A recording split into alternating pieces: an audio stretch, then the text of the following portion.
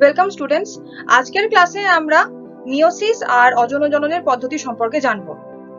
আগের ক্লাসে আমরা মাইটোসিস সম্পর্কে জেনেছিলাম। তো মাইটোসিস হচ্ছে কোষ বিভাজনের পদ্ধতি, যার দ্বারা আমাদের যে সোমাটিক সেলগুলো আছে তার বিভাজন হয় এবং এক্ষেত্রে মাতৃকোষ এবং অপত্য কোষে ক্রোমোজোমের সংখ্যা সমান থাকে। মিওসিসের শুরুতে মাতৃকোষ এবং পিতৃকোষের মধ্যে যে ক্রোমোজোমগুলো থাকে সেগুলো জোড়ায় জোড়ায় অবস্থান করে এবং মিওসিস পদ্ধতিতে গ্যামেট উৎপন্ন হয়। এক্ষেত্রে ক্রোমোজোমের সংখ্যা অপত্য কোষে অর্ধেক হয়ে যায়। তো মাতৃকোষ এবং পিতৃকোষের মধ্যে যে ক্রোমোজোম জোড়ায় জোড়ায় থাকে তাদেরকে বলা হয় সমসংস্থ ক্রোমোজোম। তো সমসংস্থ ক্রোমোজোম কি? এরা আকৃতি, জিনের সজ্জারীতি এবং সেন্ট্রোমেরের অবস্থান প্রভৃতি বৈশিষ্ট্যের উপর ভিত্তি করে পিতৃ এবং মাতৃ ক্রোমোজোম দ্বয়কে সমসংস্থ ক্রোমোজোম বা হোমোলোগাস ক্রোমোজোম বলে। এদের মধ্যে জিনের সজ্জারীতি আর আকৃতি একই রকম হয়। তো এই যে জোটবদ্ধভাবে সমসংস্থ ক্রোমোজোম দ্বয়কে বলা হয় বাইভ্যালেন্ট বা ডায়াড। এবার এই ডায়াড কি হয়, এরা তারপর লম্বালম্বি ভাবে ক্রোমোজোমটি বিভাজিত হয়ে যায় এবং সেন্ট্রোমের অঞ্চলে কিন্তু বিভাজিত হয় না, বাকি পুরোটাই বিভাজিত হয়ে 4টি ক্রোমাটিড গঠন করে। তো যখন 4টি ক্রোমাটিড তৈরি হয় তখন সে অবস্থাকে বলা হয় টেট্রাড। টেট্রাদের মধ্যে যে 4টি ক্রোমাটিড থাকে তাদের মধ্যে 2টি হয় সিস্টার ক্রোমাটিড আর 2টো হয় নন সিস্টার ক্রোমাটিড। তো সিস্টার ক্রোমাটিড কোনগুলি বা নন সিস্টার ক্রোমাটিড কোনগুলি? বাইভ্যালেন্টে অবস্থিত সমসংস্থ ক্রোমোজোমের জোড়ের প্রতিটি ক্রোমোজোম থেকে সৃষ্ট ক্রোমাটিডকে দুটিকে বলা হয় সিস্টার ক্রোমাটিড, আর বাইভ্যালেন্ট অবস্থিত দুটি ভিন্ন সমসংস্থ ক্রোমোজোমের ক্রোমাটিডগুলিকে নন সিস্টার ক্রোমাটিড বলে। এরপর আমরা মিওসিসের পদ্ধতি সম্পর্কে জানবো যে মিওসিস পদ্ধতি কি করে সম্পন্ন হয়। তো পিতৃ ও মাতৃ ক্রোমোজোমের গুলি জোড়ায় জোড়া অবস্থান করে, প্রথমেই বলেছি। পিতৃ ও মাতৃ ক্রোমোজোম নিয়েই গঠিত হয় বাইভ্যালেন্ট। এই বাইভ্যালেন্ট ক্রোমোজোমগুলি লম্বালম্বিভাবে বিভাজিত হয়ে টেট্রাড গঠন করে। টেট্রাডের একজোড়া সিস্টার ক্রোমাটিড থাকে এবং একজোড়া নন সিস্টার ক্রোমাটিড থাকে। সমসংস্থ ক্রোমোজোম জোড়ার মধ্যে পৃথকীকরণ ঘটে। এই পৃথকীকরণ শুধুমাত্র মিওসিসেই আমরা দেখতে পাবো, মাইটোসিসে দেখতে পাবো না, কিন্তু স্থানে স্থানে তারা পরস্পরের সঙ্গে সংযুক্ত থাকে। এই অংশকে বলা হয় কায়েজমা। এই কায়েজমা ইংরেজিতে এক্স অক্ষরের মতন দেখতে হয় এবং কায়েজমা অঞ্চলে নন সিস্টার ক্রোমাটিডের মধ্যে দেহাংশের বিনিময় ঘটে, যাকে ক্রসিং ওভার বলা হয়। তো এবার মিওসিসের ক্ষেত্রে ক্রোমোজোমের পৃথকীকরণ ঘটে, কিন্তু মাইটোসিসের ক্ষেত্রে ঘটে না, যেটা আগেই আমরা বললাম। এবার মিওসিস 2 তে কি হয়? তো মিওসিস 1 আর মিওসিস 2 তে একটু দশাগুলো আলাদা আলাদা আছে। মিওসিস 2 এর এই দশার প্রথমে কি হয়, হোমোলোগাস ক্রোমোজোম দ্বয়ের ক্রোমাটিডগুলি পরস্পর থেকে পৃথক হয়ে যায় এবং ডেমের দুই দিকে চলে যায়। এবং মিওসিসে একটি মাতৃকোষ থেকে সেই জন্য 4টি অপত্য কোষ তৈরি হয়। তো এখানে কি হচ্ছে, যেমন এখানে প্রথম মিওসিস 1 থেকে মিওসিস 2 যখন হচ্ছে, তো প্রথম মিওসিস 1 এর যে ফেজটা আছে সেখানে কি হচ্ছে, পিতৃ ক্রোমোজোম মাতৃ ক্রোমোজোম আছে, এখানে ডিপ্লয়েড কোষ আছে। সেখান থেকে এবার কি হলো, টেট্রাড গঠন হলো। টেট্রাড গঠন হয়, সেখানে এবার দুটি ভাগে এরা চলে গেল, ক্রোমাটিডগুলি চলে গেল। এরপর এখানে যখন দ্বিতীয় মিওটিক ডিভিশন হচ্ছে বা মিওসিস 2 যখন হচ্ছে, দ্বিতীয় মিওটিক ডিভিশনে এবার 4টে অপত্য কোষ তৈরি হচ্ছে। এবার এখানে আমরা দেখতে পাচ্ছি যে মাতৃকোষে যতগুলি ক্রোমোজোম আছে, অপত্য কোষে ঠিকঠাক অর্ধেক সংখ্যায় ক্রোমোজোম থাকে। তো মিওসিস প্রক্রিয়াতে মাতৃকোষে ক্রোমোজোম থাকে 2n বা ডিপ্লয়েড, এবং অপত্য কোষে সেটা হ্রাস হয়ে বা কমে গিয়ে n হয়ে যায় বা অর্ধেক হয়ে যায়। এই কারণে মিওসিসকে বলা হয় হ্রাস বিভাজন বা রিডাকশনাল ডিভিশন। তো এখানে আমি আগেই বলেছিলাম যে ক্রসিং ওভার হয়, কায়েজমা তৈরি হয়। তো ক্রসিং ওভার কি, এই পদ্ধতিতে কি ঘটে?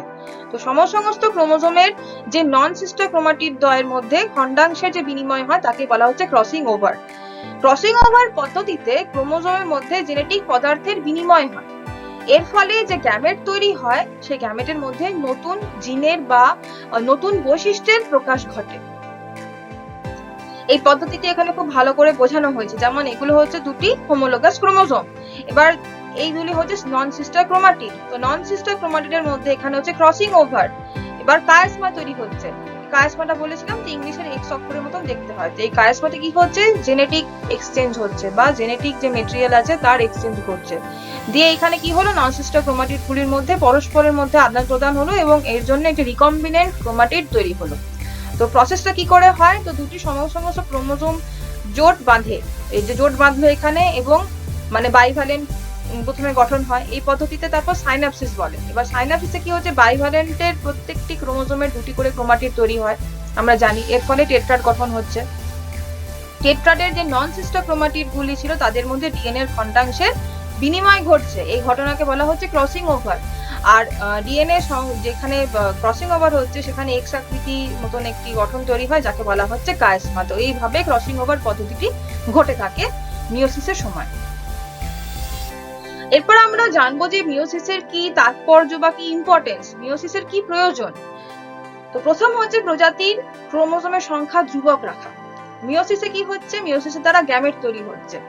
সেই গ্যামেটের যখন দুটি গ্যামেটের যখন মিলন হবে নিষেকের পর, তখন একটি অপত্য কোষ তৈরি, মানে সেখান থেকে একটি জাইগোট তৈরি হবে। তো সেই জাইগোট থেকে একটি উদ্ভিদ বা একটি প্রাণী কোষ তৈরি হতে পারে। তো যদি ওইখানে ওই গ্যামেট গুলি 2n হতো বা ডিপ্লয়েড হতো, তাহলে যে জাইগোট তৈরি হতো সেটা 2n প্লাস 2n 4n হয়ে যেত। সেক্ষেত্রে অপত্য কোষে ক্রোমোজোমের সংখ্যা মাতৃকোষের ডবল হয়ে যেত। কিন্তু সেটা হলে কি হবে, ক্রোমোজোম সংখ্যা বাড়তেই থাকবে, যতবার জনন হবে ততবার ক্রোমোজোম সংখ্যা বাড়তে থাকবে, কিন্তু সেটা হলে ক্ষতিকারক। সেই জন্য মাতৃকোষে যতগুলি ক্রোমোজোম ছিল, অপত্যতেও যেন ততগুলি ক্রোমোজোম থাকে। সেই জন্য কি হয়, গ্যামেটের ক্রোমোজোমের সংখ্যা অর্ধেক হয়ে যায়, হাফ হয়ে যায়। এবং যখন দুটি গ্যামেট একসঙ্গে আসছে, মানে n প্লাস n যখনই হচ্ছে, 2n গঠন হচ্ছে, 2n মানে ডিপ্লয়েড হয়ে যাচ্ছে। তার মানে গ্যামেট হ্যাপ্লয়েড আছে, যখন দুটি গ্যামেটের মিলন হচ্ছে তখন যে জাইগোট তৈরি হচ্ছে, জাইগোটটি হচ্ছে ডিপ্লয়েড বা 2n। এইভাবে প্রত্যেকটি মানে বংশে ক্রোমোজোমের সংখ্যা একই থাকছে। তো মিওসিসের ফলে ডিপ্লয়েড মাতৃকোষের ক্রোমোজোমের সংখ্যা হ্রাস হয়ে হ্যাপ্লয়েড জনন কোষ সৃষ্টি হয়। এই হ্যাপ্লয়েড জনন কোষ মিলিত হয়ে আবার পুনরায় ডিপ্লয়েড কোষ সৃষ্টি করে। এইভাবে ক্রোমোজোমের সংখ্যার হ্রাস যদি না ঘটায়, তাহলে প্রজাতির ক্রোমোজোমের সংখ্যা 2n থেকে 4n থেকে 8n থেকে 16n এইভাবে বাড়তেই থাকবে। তাই জন্য মিওসিসের ফলে কি হয়, ক্রোমোজোমের সংখ্যার হ্রাস ঘটে, ফলে প্রজাতির ক্রোমোজোমের সংখ্যা বংশ পরম্পরায় ধ্রুবক থাকে, একই থাকে। পরের তাৎপর্যটি হচ্ছে যে ক্রোমাটিডের খণ্ড বিনিময় হয়। এবার মিওসিসের সময় যে দুটি নন সিস্টার ক্রোমাটিড ছিল তাদের মধ্যে খণ্ডের বিনিময় হয়। এর ফলে কি হয়, জিনের পুনর্বিন্যাস হয়। তাছাড়া জীবের মধ্যে প্রকরণ তৈরি হয়। কিভাবে না, মিওসিসের বিভাজনের সময় ক্রসিং ওভারের ফলে কি হয়, জিনের বিনিময় হয়। সেই জন্য প্রজাতির জিনগত ভেদ তৈরি হয়, প্রজননিক প্রকরণ ঘটে, প্রকরণের বিবর্তন প্রধান রসদ, এই জন্য বিবর্তন আসে। এরপর আসে গ্যামেট উৎপাদন। তো জনন মাতৃকোষে মিওসিস কোষ বিভাজন পদ্ধতিতেই গ্যামেট তৈরি হয়। যৌনক্রম কিভাবে হচ্ছে না, মিওসিস বিভাজনের ফলে যে গ্যামেট উৎপন্ন হচ্ছে বা স্পোর তৈরি হচ্ছে, সেগুলো জীবদের, বিশেষ করে উদ্ভিদের জীবন চক্রে একটি গুরুত্বপূর্ণ ভূমিকা পালন করে। বহুকোষী উদ্ভিদের যে হ্যাপ্লয়েড গ্যামেটোফাইট দশা এবং ডিপ্লয়েড স্পোরোফাইট দশা ও যৌনক্রমে তাদের স্থায়িত্বকাল নির্ধারণ ক্ষেত্রে গ্যামেট এবং স্পোরের ভূমিকা খুবই ইম্পর্টেন্ট।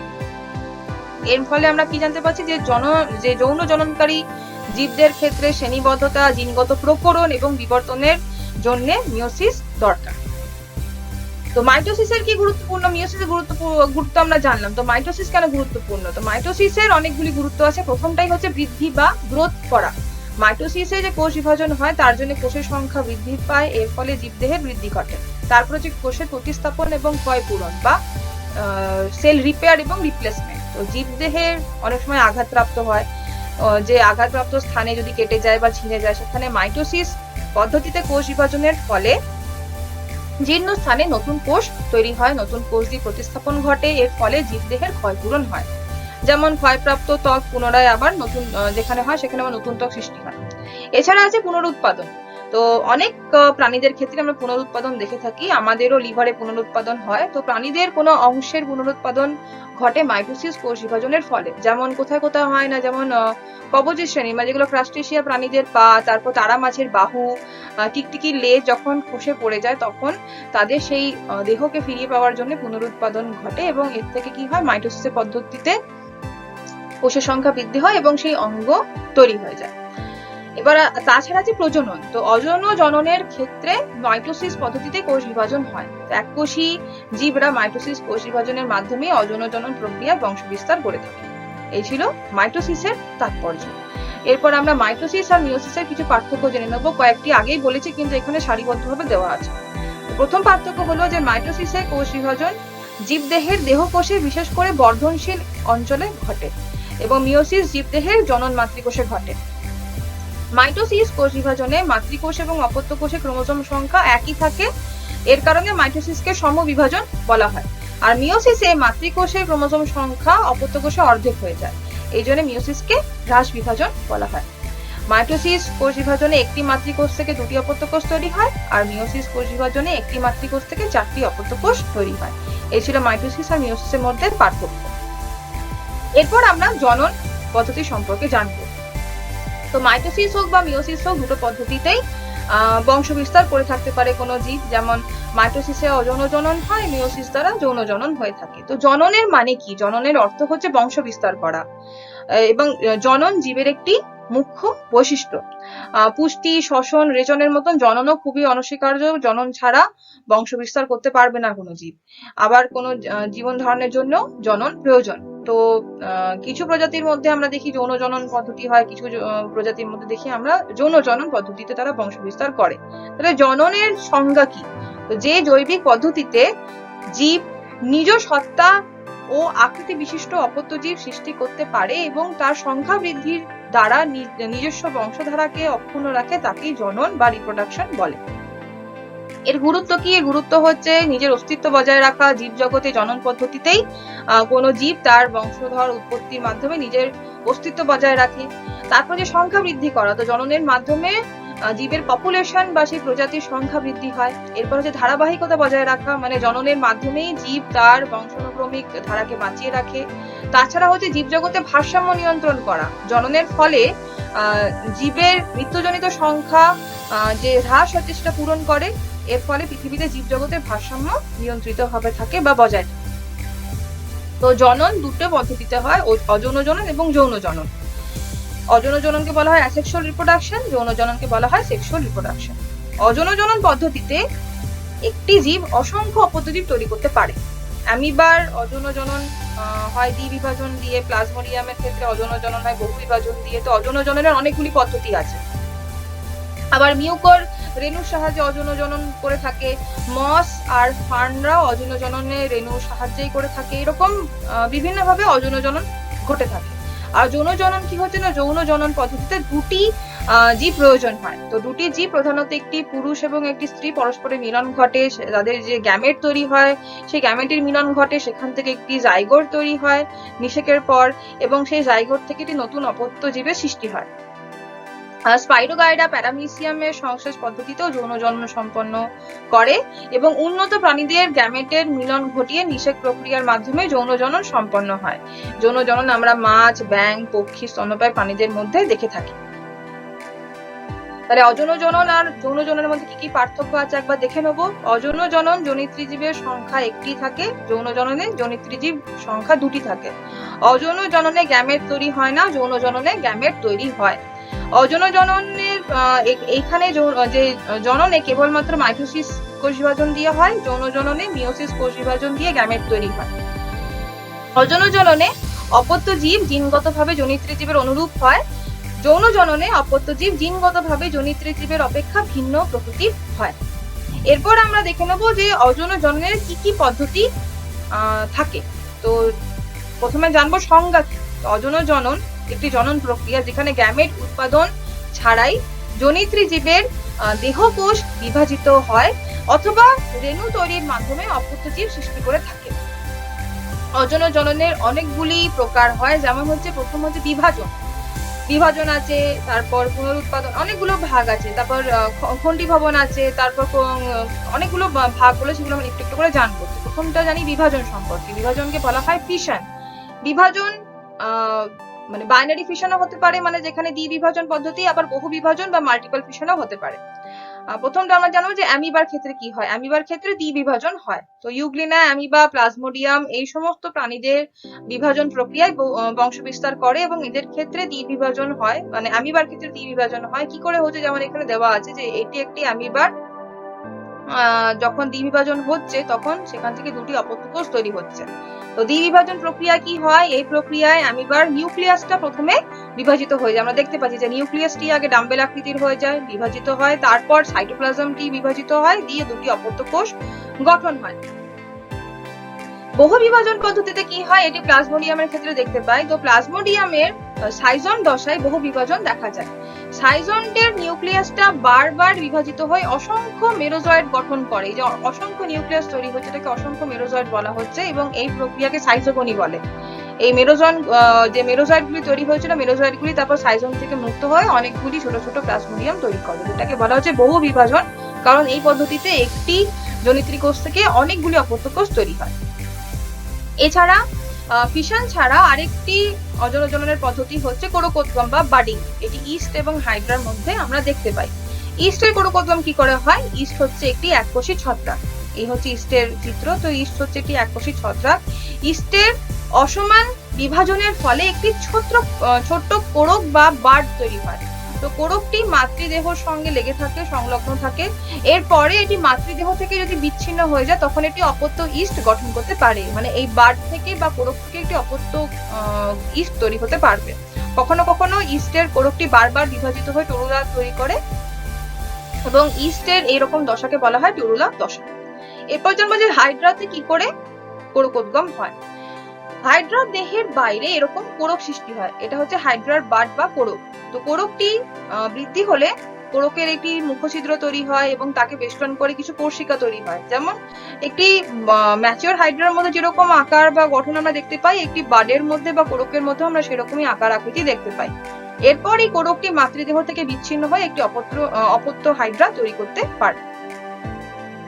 এছাড়া হচ্ছে খণ্ডীভবন, তৃতীয় পদ্ধতি অজনজননের যেটা আমরা পড়বো সেটা হচ্ছে খণ্ডীভবন। খণ্ডীভবন স্পাইরোগাইরার মধ্যে দেখতে পাওয়া যায়। স্পাইরোগাইরা একটি জলজ সূত্রাকার শৈবাল। এবার এর কোনো আঘাতজনিত কারণে যদি সূত্রাকারের দেহ কয়েকটি খণ্ডে পরিণত হয়ে যায়, সেই প্রত্যেকটি খণ্ড থেকে একটি অপত্য কোষের মতন কাজ করে এবং সেখান থেকে একটি নতুন স্পাইরোগাইরা তৈরি হতে পারে। এটাই হচ্ছে স্পাইরোগাইরার খণ্ডীভবন পদ্ধতি। এরপর আসে রেণু উৎপাদন। তো রেণু উৎপাদনের মাধ্যমে ছত্রাক, মস আর ফার্নে অজনজনন হয়ে থাকে। প্রথমে আমরা দেখবো যে মিউকার আর রাইজোপাসের মধ্যে কি করে স্পোর গঠন হয় বা রেণু তৈরি হয়।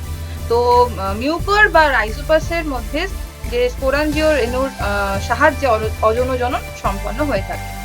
মিউকার হাইফার অগ্রভাগে রেণুস্থলী থাকে। এই রেণুস্থলীর মধ্যে অসংখ্য ছোট ছোট রেণু তৈরি হয় এবং যখন অনুকূল পরিবেশ পায় তখন রেণুস্থলীগুলো বিদীর্ণ হয় এবং এখান থেকে যে রেণুগুলি আছে সেগুলো চারিদিকে পরিবেশে ছড়িয়ে পড়ে এবং অঙ্কুরিত হয়ে সেখান থেকে অপত্য মিউকার তৈরি করতে পারে। ফাইটোপথোরা মধ্যে জুস্পোরের সাহায্যে বংশ বিস্তার করে, সেরকমই পেলিসিনিয়াম কনিডিয়ার সাহায্যে অজনজনন সম্পন্ন করে এবং মসের রেণুধরের দেহে অবস্থিত রেণুস্থলী থেকে রেণু তৈরি হয়। ফার্নের ক্ষেত্রে রেণুধর দেহের রেণুস্থলীতে রেণু তৈরি হয় এবং ফার্নের যে রেণুস্থলী সেগুলো রেণুপত্রের নিচের দিকে বা নিম্নতলে শিরার মানে কক্ষে উৎপন্ন হয়।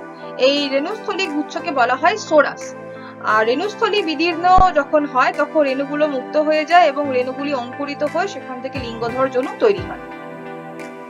উদ্ভিদের রেণু আবার হয় দুই রকমের, যা হলো চলরেণু বা জুস্পোর এবং অচলরেণু বা অ্যাপ্লানোস্পোর।